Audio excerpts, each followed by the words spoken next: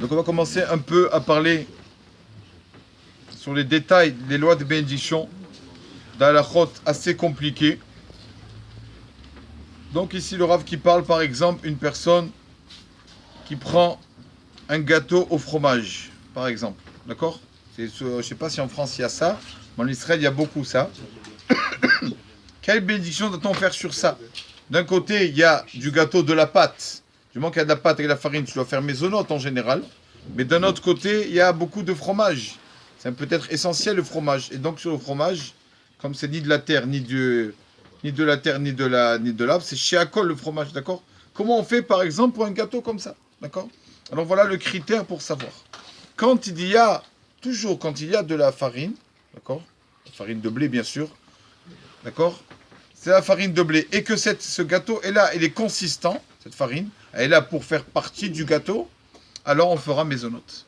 Mais si c'est juste pour tenir le fromage, que c'est très fin, d'accord ou pas, alors là on fera chéakol, on fait comme la bracha sur du fromage tout seul. Il faut voir si le maisonnote, la farine, est là pour quoi? Est-ce qu'elle est là pour vraiment, c'est consistant pour faire partie du gâteau, ou bien si elle est juste pour le tenir.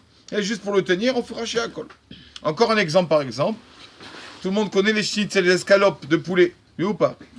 C'est vrai que toujours quand il y a de la farine, on fait maisonnote. Pourtant, dans un schnitzel, d'accord, l'escalope, la panure, il y a de la farine.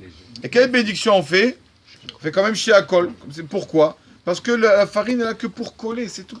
Elle n'est pas là pour que ça soit consistant. Du moment qu'on a mis de la farine que pour coller ou pour tenir le gâteau ou quoi, alors on ne tient pas compte de la farine. On fait la bracha sur le deuxième aliment, donc sur le schnitzel chéakol. Aujourd'hui, la Eloula, c'est le jour de la mort d'un géant dans la Torah, qui s'appelait Rabbi Chaim Paladi.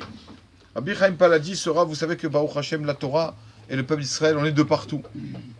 Comme il a dit Aman sur nous, ils sont benamim, ils sont de partout, ces juifs, ils sont de partout. Tu vas en Chine, ils sont là-bas. En Amérique, ils sont de partout. Et Baruch Hashem, la Torah aussi, on a eu des rabbanim de partout. On a eu des rabbanim en Grèce, de partout, en Lituanie. On a eu aussi des rabbanim, des grands rabbanim, pas des vrais rabbanim en Turquie. En Turquie. Rabbi Chaim Paladi était de Turquie. Donc c'était ce Rav-là. Il y a quelques petites histoires sur sa ligne de conduite, comment il se conduisait. D'abord, première chose, quand il était Dayan. Quand il était Dayan, donc il avait beaucoup de travail. Est arrivée une femme, il lui a dit, regardez Rabbi, j'ai ce bébé qui vient de naître, je n'ai pas d'argent. Je peux pas. Je peux pas prendre ce bébé. Je peux pas l'assumer. Je peux pas assumer. Elle a laissé, qu'est-ce que je fais avec ce bébé? Il lui a dit, laissez-le moi. Vous voulez pas l'assumer, laissez-le moi. En tant que Dayan, il a pris le bébé chez lui à la maison. Il a assumé jusqu'à son mariage, le petit bébé. Il a dit, moi je suis le Dayan de la ville, c'est ma responsabilité. Il a pris le bébé chez lui à la maison, il l'a adopté parce qu'une femme ne pouvait pas l'assumer. Il avait une ligne de conduite que quand tu lui demandais d'Halachot, il ne répondait pas. Pourquoi? Il disait, il y a mon père. Je ne veux pas dire une loi devant mon père, le respect qu'il avait pour son père. Mon père est des raves, moi je vais parler devant mon père. Jusqu'à l'âge de 40 ans, on lui posait des questions. Et mon papa, je ne peux pas te répondre. Quand après son papa est décédé, Niftar, il a accepté de prendre un poste de grand rabbin. Mais avant ça, il n'a pas accepté. Et je ne peux pas, que je vais être au-dessus de mon père. Tout ça pour le caveau de son père. Il y a aussi que, pour montrer sa grandeur, Rabota, il a écrit plus de 70 livres. C'est vraiment, c'est magnifique. Je ne connais pas, malheureusement. J'ai lu un tout petit peu, on a lu. Magnifique. Surtout sur le Midrash, sur la Gemara, surtout sur des questions de l'Halacha. Il a écrit surtout sur Rabbi Chaim Paladi. Et un jour, il y a eu malheureusement un incendie qui a brûlé une soixantaine de ses manuscrits. Une centaine de ses manuscrits, ça veut dire qu'il n'y a plus. Il n'y a pas plusieurs éditions que tu peux racheter ou quoi. Il n'y a plus. C'est l'original. L'original est manuscrit. D'accord ou pas? Le lendemain, il a appelé ses élèves, les amis à côté, il leur a dit, je vais tout vous dicter, tout ce qui a été brûlé. Il a tout redicté par cœur, les 60 et quelques livres qu'il a écrits. À Beauté, si vous voyez ces livres, il parle de ce Rav, il a des connaissances, vraiment, c'est magique. Surtout dans tous les mariages, les divorces, tout, on le cite, Rabbi Chaim Paladi. Il a écrit un livre, Kaf HaChaim, qui parle sur la vie d'un juif chaque jour, comment il doit faire. Un livre sur les fêtes, chaque mois. Il a écrit sur chaque mois, le mois de Nissan, tous les mois, surtout il a écrit surtout. Une fois, le sultan l'a appelé, le sultan là-bas en Turquie l'a appelé, et il lui a dit, viens, il faut que je te parle seul. Le sultan était jaloux de lui. Et seul sans tes élèves. Il est venu Rabbi Chaim Paladi, et Le sultan dit, ah, où tu te crois, tu es le rabbin, mais c'est moi le sultan et tout. Il a dit, il faut un peu que tu te... que le monde allait vers Rabbi Chaim Paladi. Et lui, bien sûr, il était jaloux, le kavod. Et donc, il a mis une claque à Rabbi Chaim Paladi. Il a mis une claque au rabbin, à Rabbi Chaim. Et Rabbi Chaim, bien sûr, il n'a rien dit.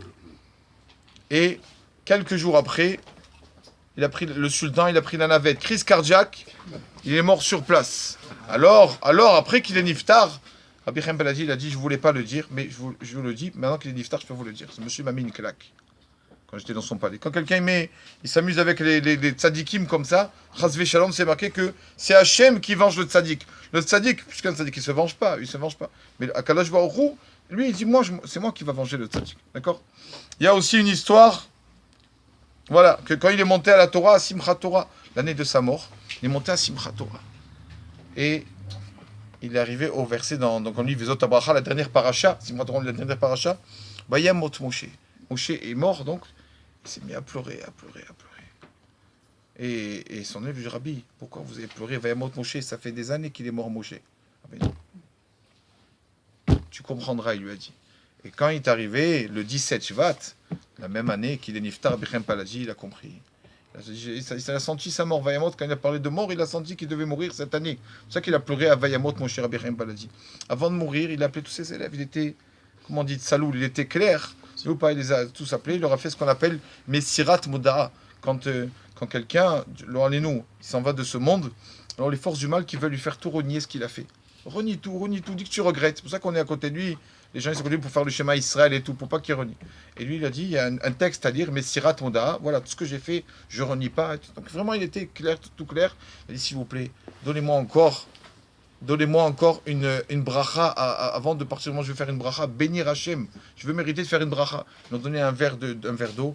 Il a fait la bracha, Baruch, Ata, Hachem, Kenu, Melech HaOlam, Shakon, pour mériter encore une bracha. Après, il a dit, ça y est, et niftar comme ça, sur son lit, comme ça, tranquillement. Et la dernière nuit aussi, avant qu'il décède de ce monde, il a fait encore ce qu'on appelle Tikkun Chatzot. Les tzadikim, les justes, ils se lèvent pour prier et pleurer à Hachem qui nous amène le troisième temple. Donc c'était quelqu'un hors pair, Rabbi Chaim Paladi, des dizaines de livres, d'accord, il n'a pas arrêté. Et aussi, il a vu que le peuple juif était à l'hôpital là-bas en Turquie, à Izmir.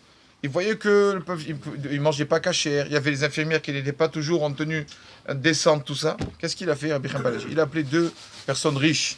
Le Montefiore, c'était qui le deuxième? Le Rothschild du Grand, je ne sais pas, je ne me rappelle pas. Il les a appelés, il leur a dit, j'ai besoin de fonds pour faire un hôpital. Alors, et donc, il a fait l'hôpital. Il a fait un hôpital pour les Juifs, pour la communauté. Il y a un Rav le Rav où j'ai vu qui raconte cette histoire, il a dit, c'est ça la force des rabbanim.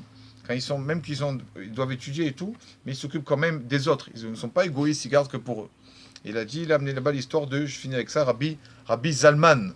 Avec un Rabbi Zalman, Baalatania, Rabbi Shneur Zalman, que il a entendu son petit-fils pleurer. Il était en train d'étudier. Il descend. Il voit son gendre, donc le père du bébé, qui dort, qui étudie, et tellement qu'il étudie, il n'entend pas son bébé qui pleure. Alors il a dit, viens mon fils, viens, mon petit-fils. Il prend son petit-fils, et un jour, le gendre lui dit, excusez-moi, Rabbi, quoi, son beau-père, excusez-moi, j'ai pas entendu mon fils qui pleure, j'ai étudié, tout dans l'étude. Il lui a dit, quand un de tes frères, il y en a un de tes frères qui pleure, que c'est un bébé ou un adulte, il faut que tu l'entendes. D'accord? Que tu sois dans l'étude ou pas dans l'étude. Si tu veux étudier, d'accord, mais attention. Quand il y en a un qui pleure, il faut que tu sois là. Donc quand ton fils il pleure, il faut que tu entendes. C'est ça la force de chaque juif. Donc Rabbi Chaim Paladi comme ça, s'occuper de ça, il s'est occupé de toute sa communauté en Turquie. Baruch Hashem, des questions, toutes les questions dans son livre, l'Ephraïm, tout ça, des questions que pouvaient lui poser les gens. Il écrivait des trucs et il répondait. Tout ça pour s'occuper de la communauté. Que son mérite nous protège jamais.